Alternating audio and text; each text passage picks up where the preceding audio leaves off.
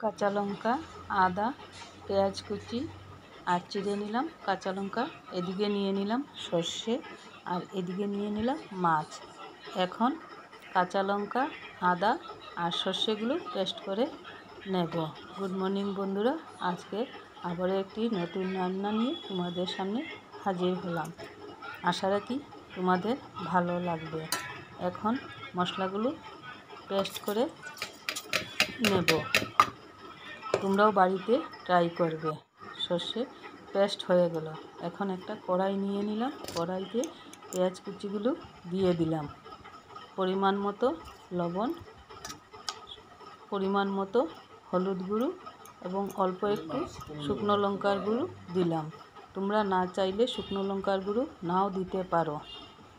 এবং পরিমাণ মতো তেল দিয়ে পেঁয়াজগুলো ভালো করে মেখে নিলাম। গুড মর্নিং বন্ধুরা, তোমরা কেমন আছো? আশা করি ভালোই আছো। সাথে থাকো, দেখতে থাকো আমি কিভাবে রান্না করি। অনেকেই তো অনেকভাবে রান্না করে। এখন পেঁয়াজগুলো মেখে নিলাম। নিয়ে এখন সর্ষেগুলো দিয়ে দেব। দিয়ে ভালো করে মেখে নেব। অনেকে বাটিতে মেখে জলের উপর ভাপে সিদ্ধ করে, কিন্তু এটা খুব সহজ পদ্ধতি।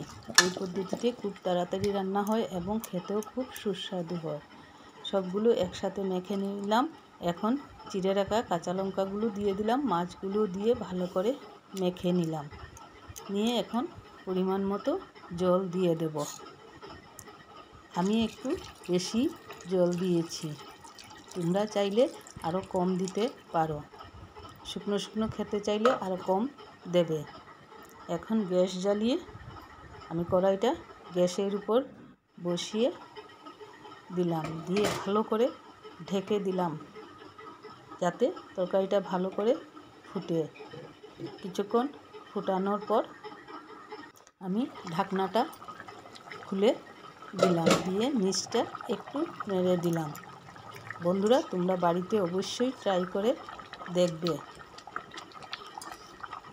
অবশ্যই ভালো লাগবে। আর কীরকম লাগে না লাগে অবশ্যই জানাবে।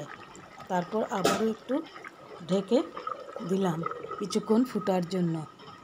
কিছুক্ষণ পরে নামিয়ে নিলাম। হয়ে গেল আমার সর্ষে পেঁয়াজ ইলিশ।